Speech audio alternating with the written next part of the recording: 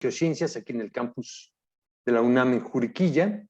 En esta ocasión, bueno, todavía seguimos a través de línea, a través de Zoom, porque la pandemia no da tregua. Hemos querido en este segundo semestre iniciar actividades en el auditorio del Centro Académico Cultural, en el campus Juriquilla de la UNAM, pero es imposible. Hay que cumplir las normas de la sana distancia, de poco público, y lo más importante ahorita es cuidarnos todos, y ya habrá momento para hacerlas presenciales. Por lo pronto, esta charla es en línea, y el tema de hoy es microbios que forman cristales en las profundidades de la Tierra, decoración de cuevas y captura de CO2, que va a impartir la doctora Adriana Espino del Castillo Rodríguez, y me voy a permitir leer una breve semblanza de su trayectoria académica. Es bióloga egresada de la UNAM, doctora en Ciencias Biológicas y de la Salud por la UAM. Se ha formado como investigadora interdisciplinaria en biología, geología y fisicoquímica, sobre todo en el estudio de las interacciones biogeoquímicas en ecosistemas subterráneos. Se especializó en la caracterización del agua, así como en la normatividad para el consumo, tratamiento, reuso y gestión del sustentable recurso hídrico. Durante casi 4 años aportó sus conocimientos en la industria del agua dentro de los procesos de evaluación, validación y certificación de productos de innovación para el mejoramiento de la calidad del agua, en donde además se desempeñó en el área de vinculación tecnológica con universidades, centros de investigación, gobierno y emprendedores.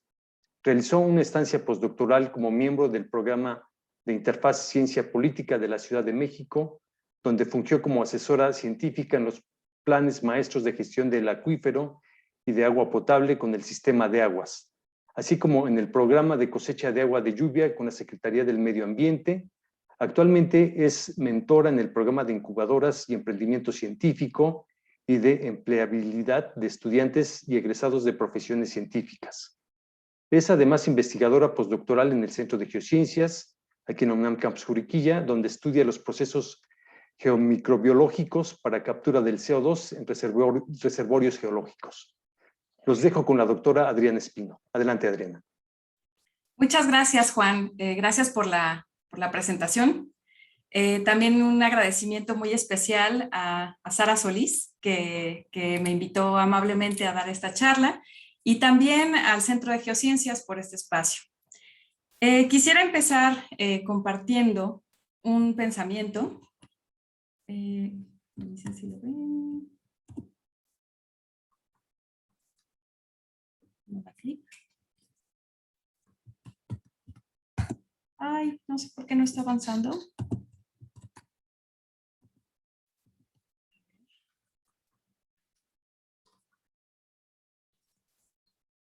Ahí está, listo.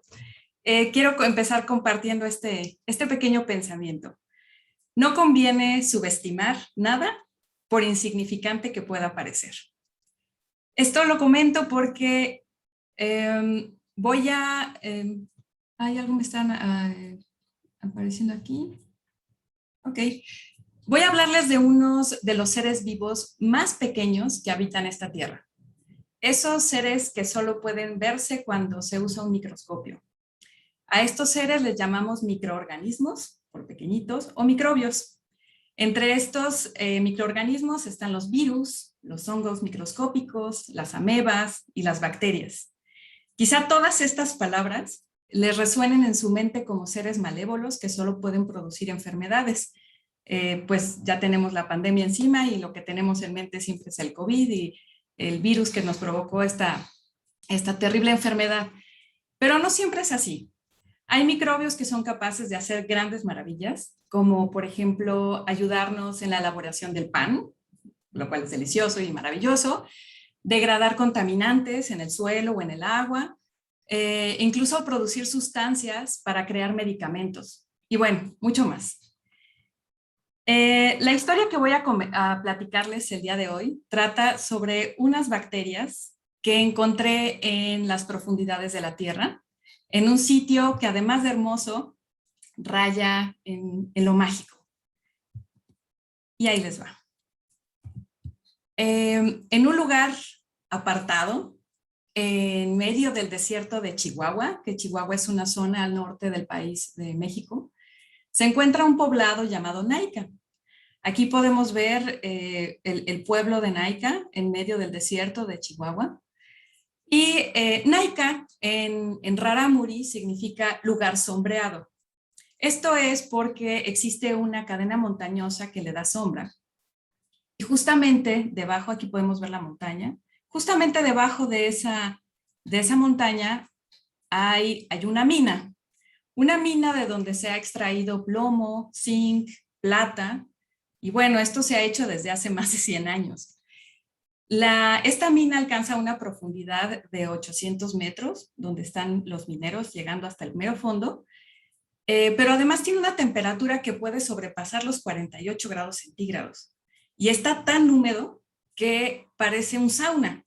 Entonces, imagínense lo que deben aguantar estos mineros que están saliendo de su jornada laboral, trabajando 8 horas diarias en esas condiciones. Es tremendo. Hay algunos de ellos que hasta le dicen el infierno. Pero lo más extraordinario de este lugar, a mi parecer, es lo que encontraron en el año 2000 adentro de este complejo minero. Y es esta maravilla que les presento en esta foto. Accidentalmente, con las actividades mineras, abrieron la puerta de una cueva con cristales gigantescos. La llamaron la cueva de los cristales. Sí, se rompieron la cabeza pensando en el nombre. ¿Y de qué están hechos estos cristales? El mineral se llama selenita, en honor a la diosa de la luna, que no es más que una variedad de las diferentes formas en las que se presenta el yeso en la naturaleza. El yeso es un sulfato de calcio, esta es la fórmula del yeso, es un sulfato de calcio hidratado. Hay muchas formas diferentes en las que se presenta el yeso y esta es una de las más bonitas porque son cristales muy perfectos, bastante cristalinos, transparentes o blancos, ¿no? La particularidad de estos cristales, de esta cueva de los cristales, es que si pueden ustedes ver aquí a la personita que está al lado de uno de ellos, es el tamaño, son gigantescos. Pueden llegar a medir más de 11 metros de largo y más de 1 metro de ancho. Algunos de ellos, de los más largos, llegan a medir hasta 16 metros de largo. Vaya, es como estar adentro de un bosque de cristales. Pero imagínense estas condiciones en las que les platiqué. Es un sauna, está haciendo muchísimo calor, son casi 50 grados centígrados y está saturado en humedad. Entonces, incluso respirar se vuelve bastante complejo. Es realmente un escenario que solo habría existido antes en la mente de Julio Verne. Es realmente un paraíso. Otro detalle interesante es que estos cristales, les voy a enseñar otra foto, estos cristales crecen, se desarrollan, si lo pueden ver aquí, a partir de una costra o una capita roja que cubre las paredes y los techos de la cueva. Esta capita roja está formada por óxidos de hierro. Si alguna vez a ustedes se les ha oxidado algo en su casa, habrán visto que se alcanza a ver de color rojo, sobre todo cuando tiene hierro.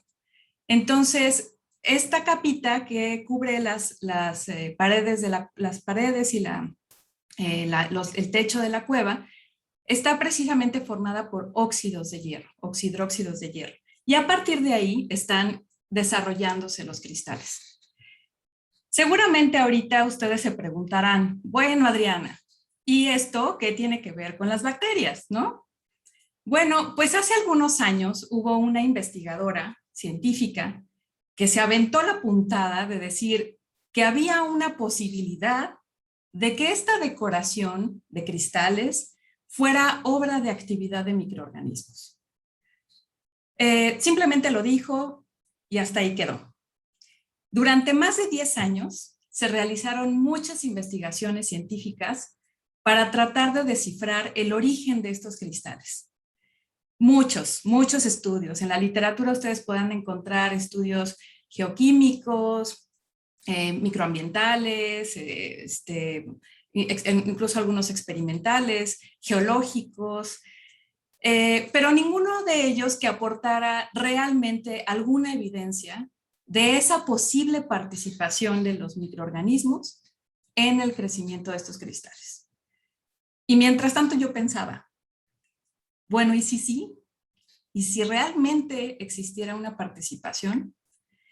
Entonces me di a la tarea de investigar a fondo el tema, de averiguar, además, la forma de ir a Naica, porque no era trivial, de entrar a esas cuevas, no solamente ir a Naica, sino de entrar a las cuevas y colectar muestras.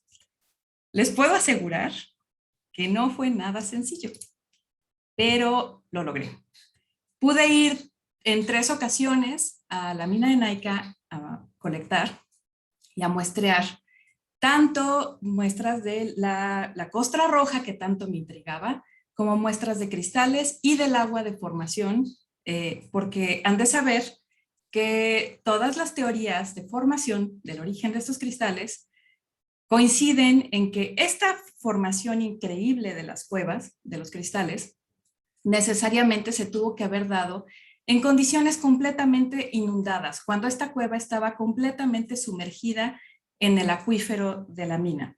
¿Cómo fue que dieron con esto? Bueno, pues se ha bombeado durante muchos años el agua, se extrae y así es como los mineros pueden llegar a mayores profundidades. Y así fue como se descubrió la cueva. Entonces, esto necesariamente tiene que estar inundado para poder formar estos cristales gigantes. Entonces, el objetivo de esta investigación, evidentemente uno no va simplemente a colectar y agarrar muestras, uno tiene que llevar un objetivo, era determinar la diversidad de estos microorganismos que podíamos encontrar en los diferentes, tanto en la costra, como en el agua, como en los cristales, y evaluar si podían realmente participar como, aquí le pongo como agentes biogeoquímicos, que es cómo pueden moldear las condiciones para que formen estos depósitos minerales, para ver si realmente tienen una participación en el crecimiento cristalino. Entonces, pues bueno, había que identificar las comunidades microbianas, cultivar y caracterizar microorganismos y evaluar estas interacciones entre los microorganismos y estos minerales. Entonces, para poder lograr ese objetivo, tuve que diseñar una estrategia experimental bastante rara para que pudiera integrar varias áreas del conocimiento. Aquí, por ejemplo, van a ver, incluí técnicas de biología molecular, que es extraer todo el ADN total que viene adentro de una muestra, y poder ver qué secuencias de ADN vienen. Pero además, hacer unas pruebas de microbiología tradicional, que es hacer siembras de estas bacterias que se pueden cultivar en laboratorio y conocer físicamente a la bacteria. Además de eso, estas bacterias, al reconocerlas físicamente, al ver cómo son, les hice pruebas para ver qué tanto podían tolerar condiciones parecidas a las de Naica, en donde no hay nutrientes, en donde tienen que crecer a altas temperaturas, y con mucha cantidad de metales pesados y de las sales. Este tipo de sales que son las que generan este crecimiento masivo de cristales. Además de eso, hice unas técnicas en donde se analizaban tal cual la muestra original, como venía de Naica, y para tratar de ver así físicamente, sin considerar si hay o no microorganismos, ver qué tienen y cómo están compuestas. Y si existe materia orgánica incorporada en esos minerales. Y además de eso, pues me puse a hacer un diseño experimental simulando en el laboratorio las condiciones ambientales de la mina y de las cuevas de cristales. Entonces, pues realmente no fue nada fácil, pero se puso bastante entretenido, la verdad. Y bueno, lo más padre de todo esto son los resultados. Les voy a mostrar, déjenme nada más hacer aquí, listo. Les voy a mostrar, por ejemplo, qué sale de haber obtenido estas muestras originales y de explorar al máximo la pura muestra sin hablar todavía de los microorganismos. Aquí van a ver de este lado izquierdo, van a ver así es como se veía la muestra en Naica, dentro de la cueva. Y si pueden ver, pues es la costra roja, bastante abundante, y así es como nacen vamos a decirle, nacen o se desarrollan los cristales a partir de esta costra roja. Entonces, yo me traje unas muestras tanto de esto como de los cristales y fue algo muy interesante encontrar en el microscopio este tipo de estructuras que se asemejan a formas biogénicas, le vamos a llamar así. Entonces, en alguna parte de la literatura alguien comentaba, le puso este nombre, las bautizó como estructuras biogénicas fosilizadas, que lo que quiere decir es que tienen la forma de ser o aparentan ser fósiles de bacterias. Sin embargo, esto solamente lo mencionaron como una mera suposición porque no hubo más evidencia al respecto. Simplemente es por esta forma que es orgánica, a diferencia de estos otros cristales que ustedes pueden ver acá, que son carbonatos de calcio. El carbonato de calcio es este tipo de mineral que nosotros podemos encontrar, de lo que están hechas, por ejemplo, las conchas de mar, son carbonatos de calcio. Las estalactitas de las cuevas y las estalagmitas de las cuevas son carbonatos de calcio. Y pues están hechos de este mineral que ustedes ven aquí, son estos como cubitos o más geométricos. Entonces, de esto está hecho esta costra roja. Tiene mucho carbonato de calcio, que es lo que se ve aquí. En otro momento, si ustedes quieren, les puedo explicar qué es esto y para qué se usa. Pero esto es básicamente de lo que está hecho. Son carbonatos de calcio y tienen muchos oxidróxidos de hierro. Hay muchísimo hierro en esta muestra y hay muchos carbonatos. Y además, estas estructuras biogénicas, o bueno, que aparentan ser biogénicas, ¿no? A estas muestras, yo lo que le hice fue, además de verlo así, su textura, se le hicieron análisis para ver de qué estaban hechas. Y entonces, lo que es este tipo de análisis es algo que nos ayuda a ver eso. Algunos también son el análisis elemental, en donde se corrobora que hay carbonatos de calcio y el hierro. Pero este tipo de análisis, que se llama espectroscopía infrarroja, lo que nos enseña son estos patrones en donde ven estos piquitos que van para abajo. Y lo que nos dice es, bueno, esto que nos indica cómo vibran los enlaces de los minerales que están adentro de estas superficies o depósitos. Cómo vibran los enlaces de, por ejemplo, el calcio, el sulfato, con el oxígeno.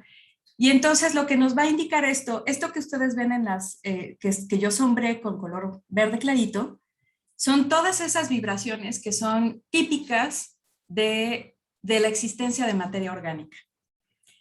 Entonces, con todo esto, yo lo que empecé a detectar es que estas muestras colectadas en NAICA por sí solas demuestran ya la presencia de materia orgánica. Esta materia orgánica sí puede estar relacionada con una actividad biológica, dado que por sí mismo los oxidróxidos de hierro, ni los yesos gigantes, ni los carbonatos de calcio tienen por qué tener materia orgánica embebida en sus cristales. Entonces, se puede sugerir, hasta el momento es una sugerencia, que el proceso de formación de esta costra roja, y esto también venía, por ejemplo, en algunos de los cristales, puede ser a partir de esta interacción de unas sustancias que producen las bacterias junto con este hierro de las superficies minerales o bien de los carbonatos y de los sulfatos de calcio. ¿Qué más encontramos? ¿Se acuerdan que eran muchas etapas las de mi proyecto experimental? Bueno, pues hicimos los análisis de ADN total o de DNA total y lo que encontramos es que todas estas secuencias de ADN que salieron de este análisis de lo que había completamente en el ambiente, pues ya han sido reportados anteriormente como especies que sí habitan ambientes subterráneos, son especies que habitan zonas con aguas termales. Recuerden que estamos hablando de un sitio que está a 50 grados centígrados de temperatura, sobre todo porque esa es la temperatura del agua. Y imaginemos el origen de estos cristales, el agua cubría todo esto. Entonces, estos microorganismos también se han encontrado en suelos y agua con sales y con muchas sales y con metales pesados.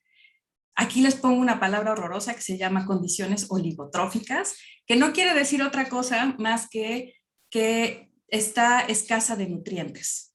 Entonces, son microorganismos altamente tolerantes a condiciones que para nosotros podrían llegar a ser de muchísimo estrés, pero ellos están plácidamente viviendo ahí y haciendo cosas padrísimas, ¿no? Entonces, ¿qué pasa de ahí?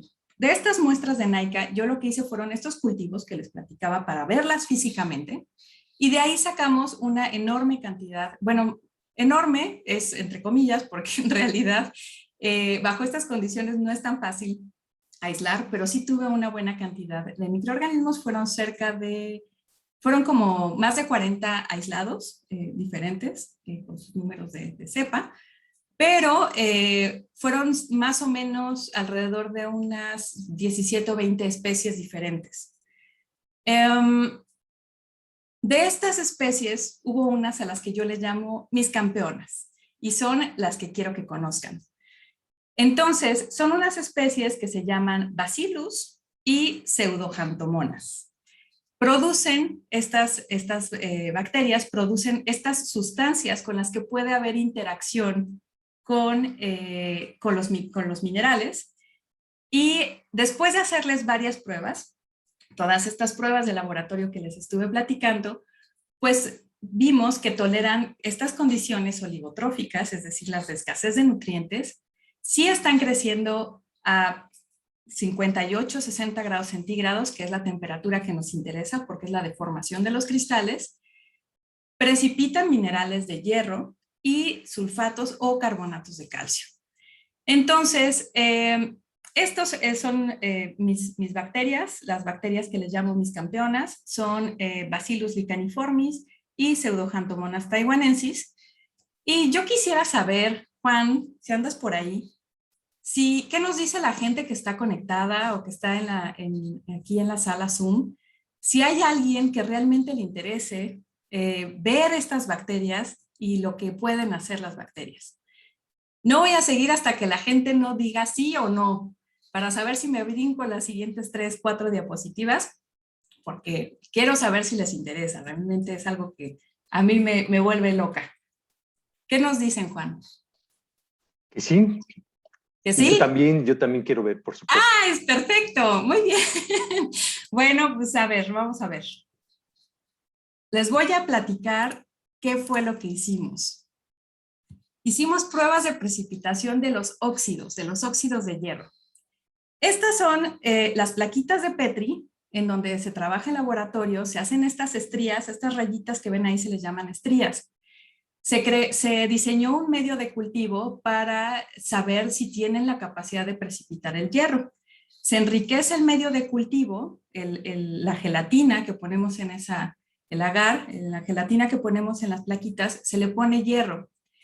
Y consideramos que hay una precipitación positiva cuando se pone en color rojo, como lo pueden ver aquí arriba, y una precipitación negativa cuando no hay color.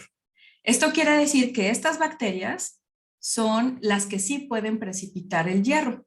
Esta es una prueba preliminar, nada más para ver que realmente puedan precipitar o que puedan oxidar el hierro. Ahora, esta es una de mis campeonas, ¿no? Es Bacillus licaniformis. Pero les quiero enseñar otra cosa. Cuando a esta bacteria le quitamos, este medio de cultivo que lo ven amarillito, tiene nutrientes.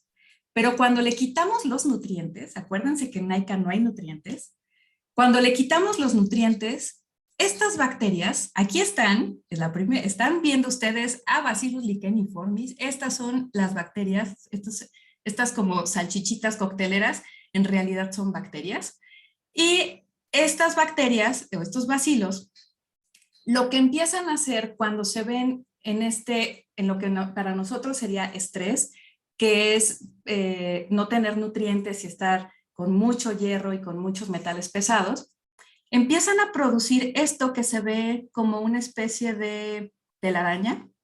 Se ven como redes intrincadas, todas estas telarañitas que se ven ahí, son estas sustancias que permiten la interacción con los cationes, con los elementos, y que son las que interactúan con los minerales. Estas sustancias, que se llaman sustancias poliméricas extracelulares, alias los EPS, que por ahí lo vieron escrito en alguna otra diapositiva, es algo que se empieza a producir de una manera muy tremenda en estas condiciones de cero nutrientes y mucho calor y muchos metales. Entonces, ¿qué es lo que está señalado con estas flechitas? Ahora, vean esto interesante. Bajo estas condiciones también es posible encontrar cómo estas salchichitas de pronto se hacen más alargadas y se retuercen un poco.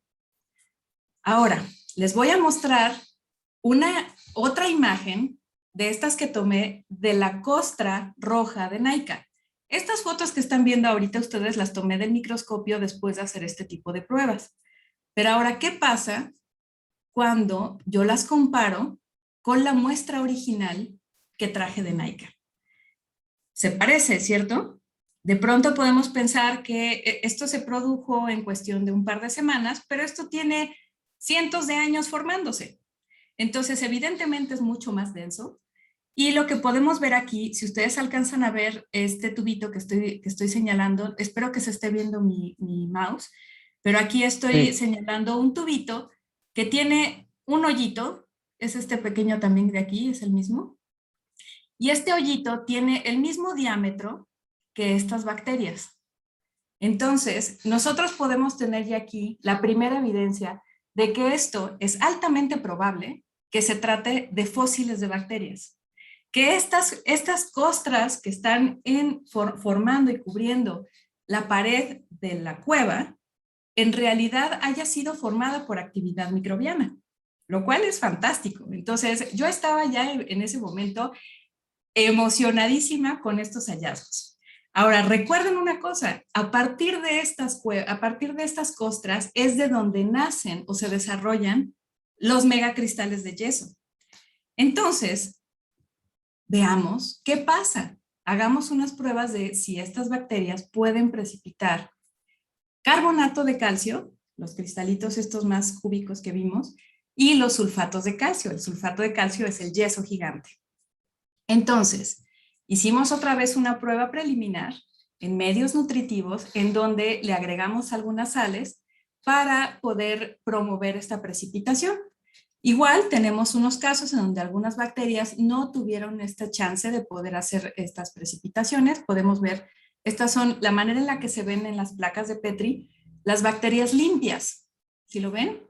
Y después vemos cómo consideramos nosotros que es una precipitación positiva cuando vemos estos cristales dentro de las colonias. Ya vemos algunos que son como hojuelas, algunos que son más circunvolucionados y otras que son, perdón, está pasando el camión, no sé si lo alcanzan a oír, una disculpa, los pormenores de la pandemia.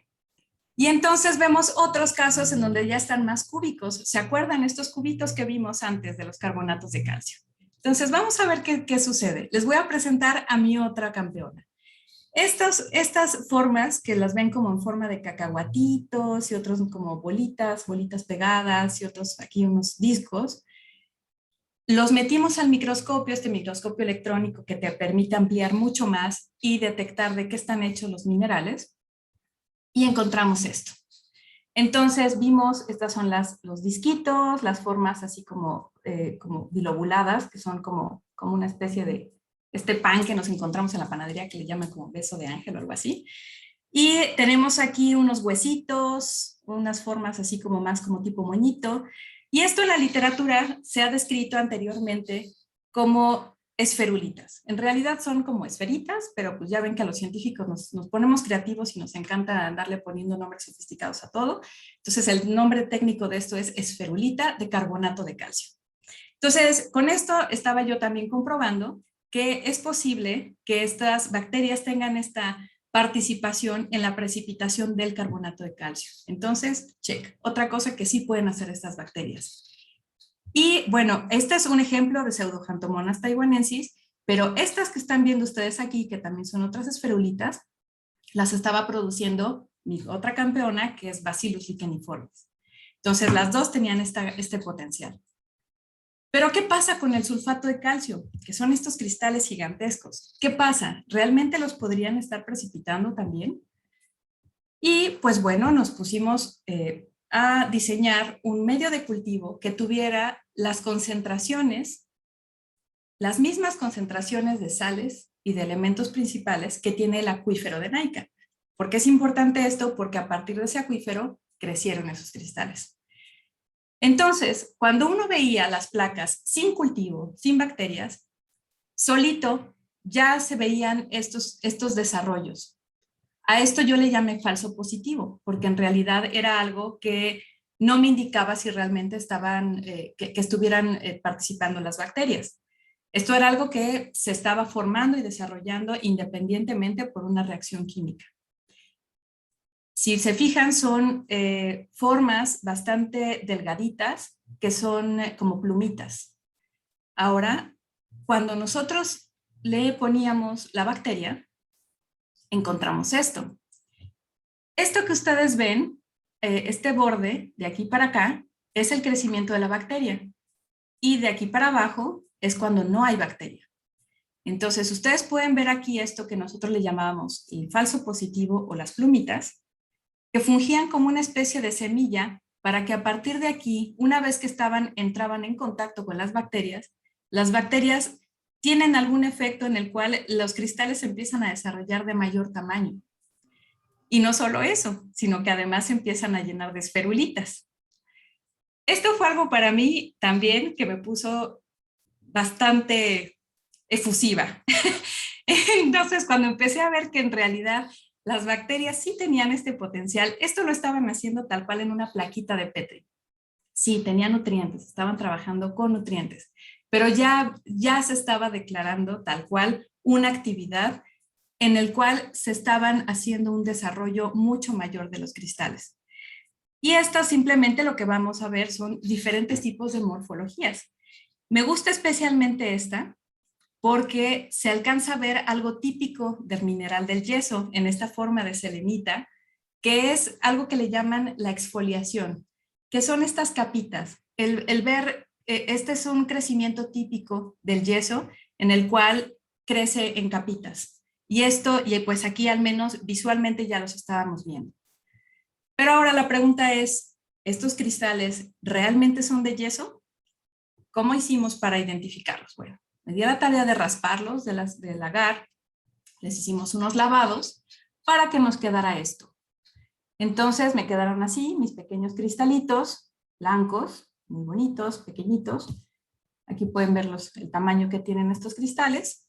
Y los sometimos a la misma prueba a la que habíamos sometido las anteriores con, esta es espectroscopía infrarroja. ¿Y qué vemos aquí? La línea roja y la línea morada son muestras originales traídas de Naica, de los yesos, de las megaselenitas o los megayesos de Naica. Y entonces lo que ustedes pueden ver aquí es el patrón de estos piquitos, que les llamamos bandas, es el patrón típico de un yeso de Naica. Y cuando lo comparamos con los que están precipitados por los microorganismos, pues es exactamente el mismo tipo patrón de las bandas. Eso quiere decir que en realidad estamos hablando de que sí son yesos. Con esto se comprueba que lo que precipitaron las bacterias en realidad son cristales de yeso.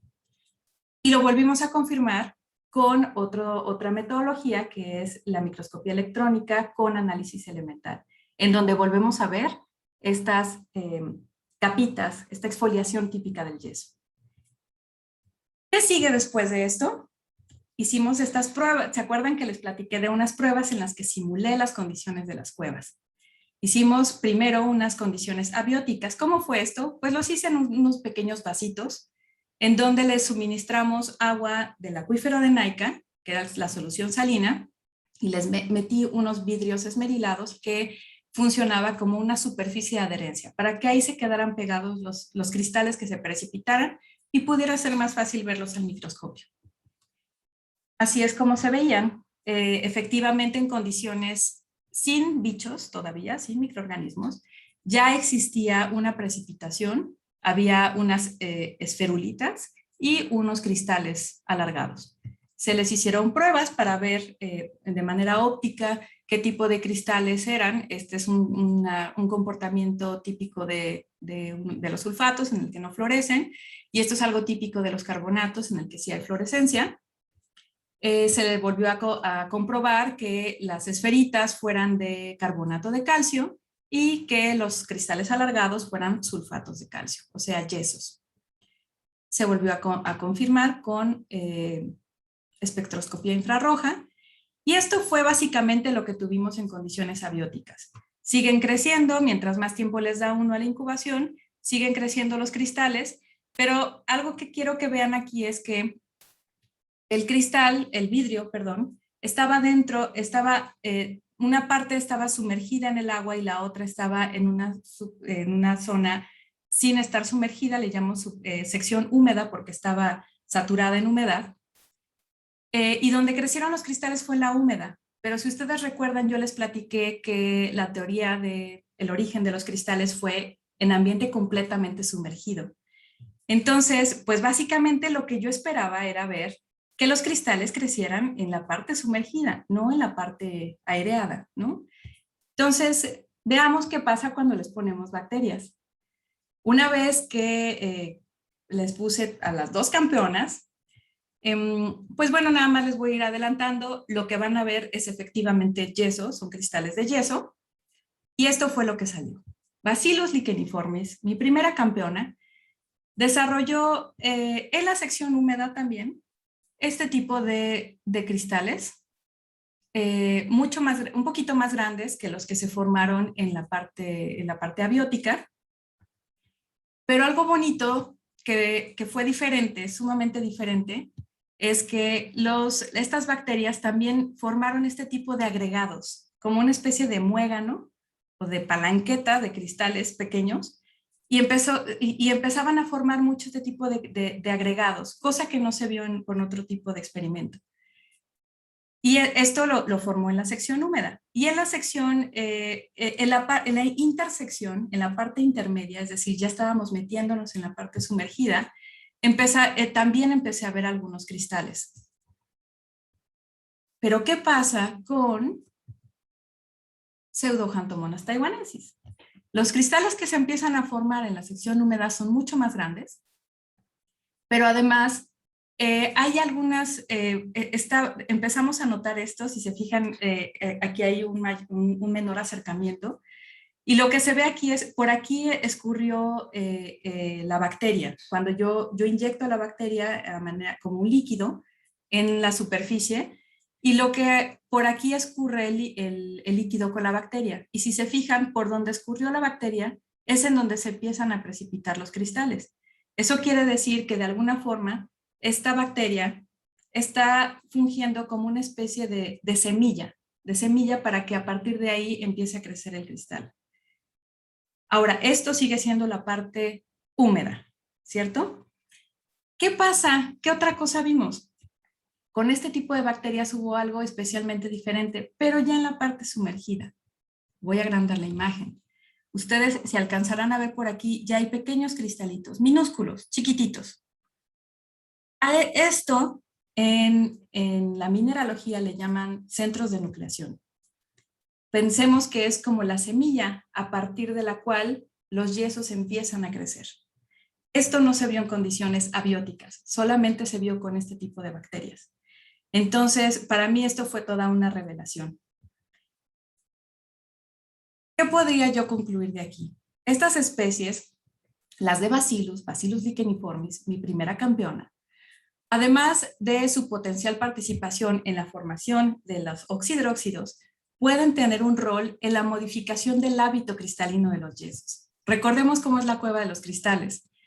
La cueva de los cristales tiene dos tipos de morfologías. Tiene una morfología en la que son agregados de cristales cortos, los mueganitos, y tenemos otros que son alargados, muy largos, unas vigas enormes, que pueden ser formados por la actividad de la nucleación heterogénea que provocan la otra especie campeona, que es Pseudoxanthomonas taiwanensis. Evidentemente esto se tiene que comprobar, hacer muchas otras pruebas para saber que esto pueda ser realmente como se está proponiendo, pero después de estos resultados no suena tan descabellado pensar que efectivamente puedan estar teniendo una participación en esta nucleación heterogénea, en que de pronto haya unos tipos de crecimiento cristalino y de pronto haya otros tipos de crecimiento cristalino. Con todo esto, a mí la verdad es que me gusta pensar que la investigación científica es como armar un rompecabezas. En toda mi parte de mi estrategia experimental, pues fue como ir recabando algunas piezas de rompecabezas en cada una de estas. Y bueno, finalmente este estudio confirmó estas suposiciones de otros autores y presentó la primera evidencia de que la actividad biológica puede ser inductora de los minerales que están decorando las cuevas de los cristales. Pero además, con estas piezas de rompecabezas que yo fui juntando en la investigación, me permitió hacer una propuesta de esta secuencia que se pudo haber dado para poder permitir el crecimiento de estos megacristales. Entonces, si quieren saber más al respecto, con mucho gusto al final les voy a dejar mis datos por si quieren saber más acerca de este trabajo. No es el objetivo ahorita hablarles de cómo funciona esto. Pero ¿y entonces ahora qué? Y me apuro porque ya menos se nos acaba el tiempo. Pues ahora, en el Centro de Geociencias, queremos ver si estas bacterias campeonas de NAICA pueden ayudar a almacenar el CO2 de la atmósfera en los cristales que pueden formar y esto en las profundidades de la Tierra. Dios mío, ¿pero de qué estás hablando? ¿Qué es todo esto? Bueno, vamos a platicar un poquito de dónde viene esta idea loca. Las emisiones de CO2 y otros gases de efecto invernadero, lo sabemos varios, han contribuido al calentamiento global y al cambio climático. Esto es un hecho. La mayor generación de estos gases es producto de esta actividad industrial, actividad humana y por el uso de los combustibles fósiles. Una estrategia que se ha evaluado a nivel internacional para mitigar esta generación de gases de efecto invernadero y de CO2 es algo que le llaman el CCS, que es en inglés, es por sus siglas en inglés, pero básicamente se llama captura y almacenamiento del carbono. Esto se hace dentro de algo que le llaman reservorios geológicos.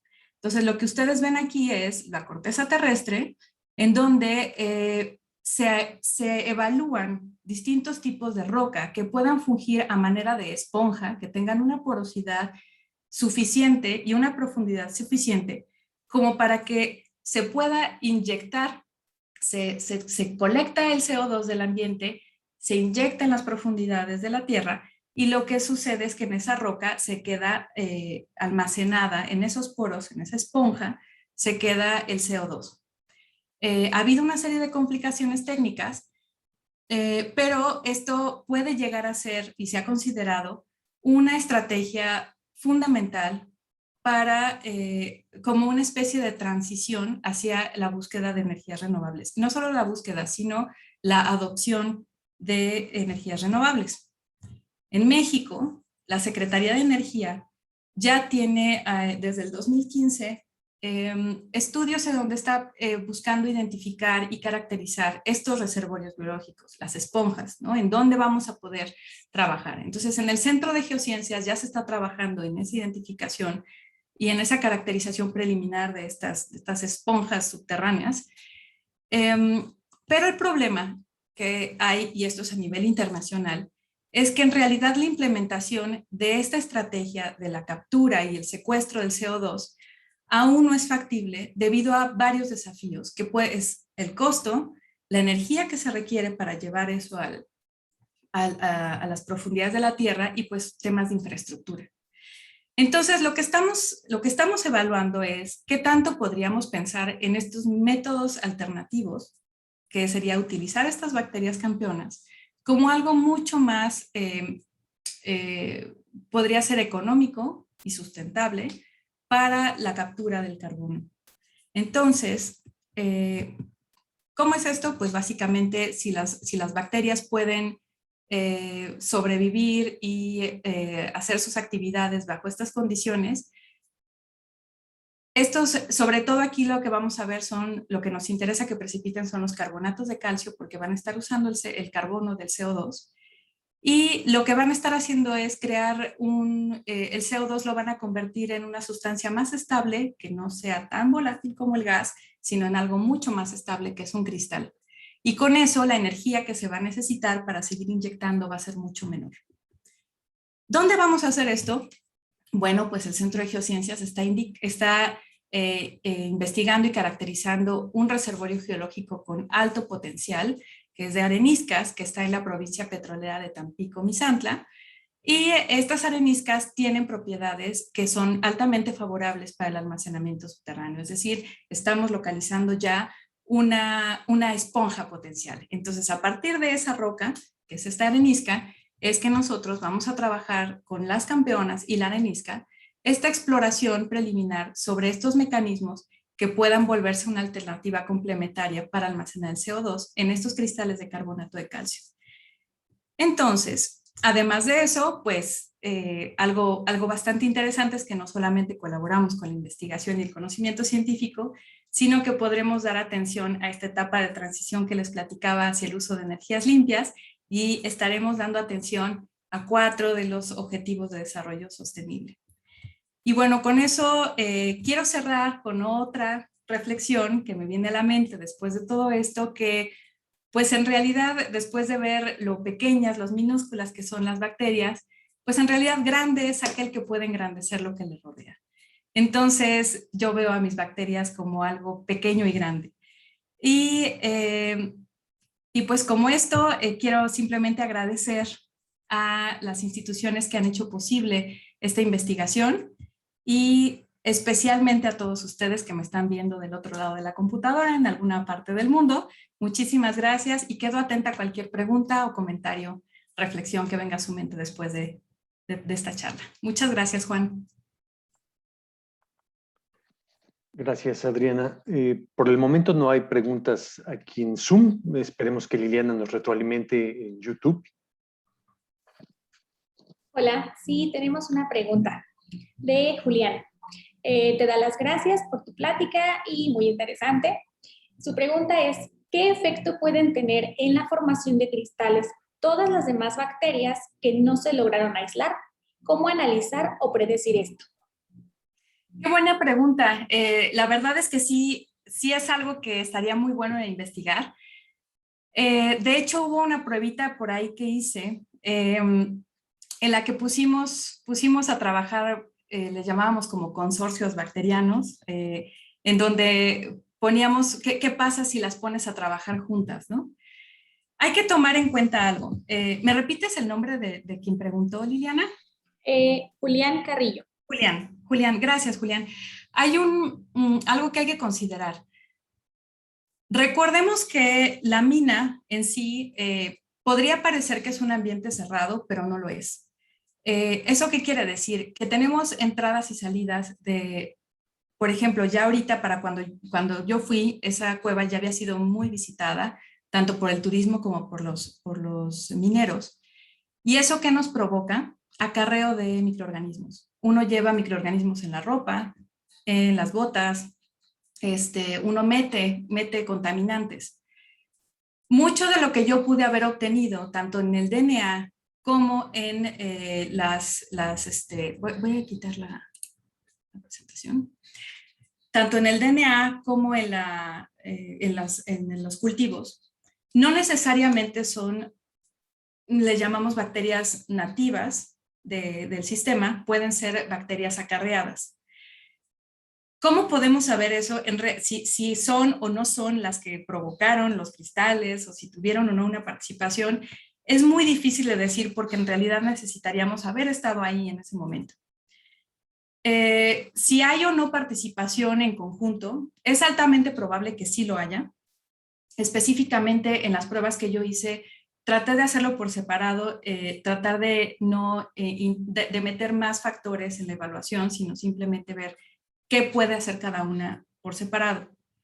Hay posibilidad de hacer pruebas en conjunto para ver qué tanto pueden trabajar o incluso potenciar más, estos efectos que ya de por sí tenían. En algunos casos, algunas bacterias bien pueden representar contaminación o incluso pueden ser inhibidoras de algunos otros tipos de actividad. Entonces, digamos, de toda la cantidad de bacterias que yo encontré en el DNA, hubo en el DNA total, antes de que yo las aislara, Hubo muchas bacterias que sí eran típicas, por ejemplo, de contaminación cutánea, haz de cuenta de las que tenemos en la piel, que se pudieron haber caído por las células muertas de la gente que estuvo yendo y tal. Entonces, en sí, ¿qué fue lo que yo evalué? Estas pruebas que yo les hice a las bacterias me demostraban qué tan resistentes o capaces son de sobrevivir y tener actividades, las actividades que yo buscaba, biomineralizantes, en las condiciones que están descritas para el origen de estos cristales. Si estas bacterias que yo aislé de NAICA son o no realmente las originales, las que dieron el origen a estos cristales, como sea, en realidad no lo podemos saber. Pero lo que sí puedo decir es que algunas parecidas a estas son las que pudieron haber tenido un efecto al que estoy proponiendo en este modelo de desarrollo de los cristales, ¿no? No sé si respondí tu pregunta, Julián. Por lo pronto, Adriana, yo tengo una duda. ¿No hay otra cueva con estas características de NAICA en el mundo en la cual puedas comparar toda esta información? Sí. Bueno, no tan impresionante. En realidad las de NAICA hasta el momento son de las más impresionantes. Son los cristales así aislados más grandes que hay. Hay una cueva que se llama la cueva de Pulpí, que está en Almería, en España. De hecho, fue una de las primeras en donde encontraron este tipo. Es como si fuera una especie de geoda, pero en realidad no se llaman geodas, pero es esta cueva que tiene muchos cristales muy grandes. El problema es que también son tan visitadas que ya puede haber muchísima contaminación. Y hay otra cueva que se llama El Teniente, que me parece que está en Chile, que también es una cueva que han encontrado muchos depósitos cristalinos muy grandes. Está también en un complejo minero, me parece. Entonces, en realidad no es la única que presenta estas características de cristales gigantes de selenita o de yeso, pero ciertamente NAICA son, digamos que las más espectaculares, ¿no? Ahora, la cueva de los cristales, que es la que yo les mostré, no es la única dentro del complejo de NAICA. Hay al menos descubiertas 5 cuevas. La cueva de los cristales es la más impresionante, pero hay otras cuevas. Entonces, lo que yo hice fue los experimentos que les mostré, no solo los llevé, o sea, las muestras que me traje no solo son de la cueva de los cristales, me traje de otras 2 cuevas que están en el mismo nivel que la cueva de los cristales y de el agua subterránea que está fluyendo en el sistema, ¿no? Entonces sí hay más cuevas. Liliana, ¿hay más preguntas en YouTube? Sí, tenemos otra pregunta de Rodrigo Contreras. Excelente presentación y tiene una duda, pero porque ya no sabe si está mal. ¿Qué pasa entonces con la definición de mineral? Que nos dice que se considera mineral cuando se forma sin ayuda de algún ser vivo. Por ejemplo, el ámbar, que no se considera un mineral ya que es formado por organismos vivos. Acabas de echarle sal a la llaga, Rodrigo. En realidad, cuando yo propuse este proyecto, te voy a ser bien honesta, hubo quienes me dijeron que eso que yo estaba queriendo proponer, tengo colegas geólogos y colegas geoquímicos, que me decían, eso que estás proponiendo suena a esoterismo científico.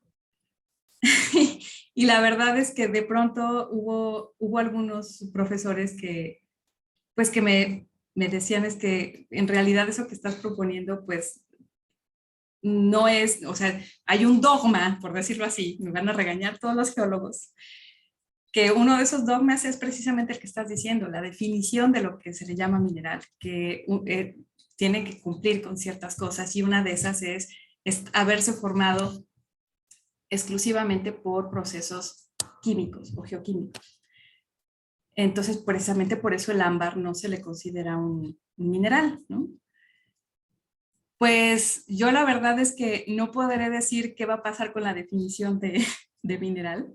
Yo como bióloga no te puedo decir qué va a pasar con esa definición, pero sí te puedo decir que este tipo de estudios empiezan a romper esos dogmas. Lo lamento para los que les duela, pero ahí están las evidencias, ¿no? Efectivamente, no todo lo está haciendo el microorganismo, pero el microorganismo está poniendo una semilla, está formando un centro de nucleación o está catalizando, está cambiando el entorno del medio para promover el crecimiento cristalino. Hay muchas cosas que como científicos tenemos que empezar a ser un poco flexibles y empezar a ver las otras opciones que hay en la naturaleza. Y pues esa es la manera en la que yo lo veo, ¿no? Me van a regañar, seguramente me van a llover coscorrones, pero es mi pensar y es lo que al menos he constatado en pruebas de laboratorio que está sucediendo. Entonces, ahora, que el cristal tenga ese tamaño, que haya desarrollado esas gigantescas proporciones, en realidad no fue actividad microbiana. Eso lo dio, el tamaño del cristal que tiene hoy en día está dado exclusivamente por que es algo que quiero que quede súper claro, por las condiciones geoquímicas del lugar, ¿sale? El tamaño es eso, pero que posiblemente esa distribución caótica que tienen dentro de la cueva y que ese nacimiento y ese crecimiento de la costra a partir de donde nacen los cristales de yeso, pues eso sí tuvo una actividad biológica, ¿no? Pero ya el tamaño y las proporciones, eso es tal cual una nucleación, un desarrollo cristalino que se dio por las condiciones de la cueva, ¿no? ¿Algo más? Aquí en Zoom no hay comentarios. No sé si Liliana tenga algún otro. Solo las gracias y ya. Muy bien, gracias a ustedes. Pues muchas gracias, Adriana, por esta estupenda plática el día de hoy y esperemos vernos en una próxima avance de tu investigación que resulta muy interesante. Muchas gracias. Gracias a todos ustedes. Buena tarde. Hasta luego.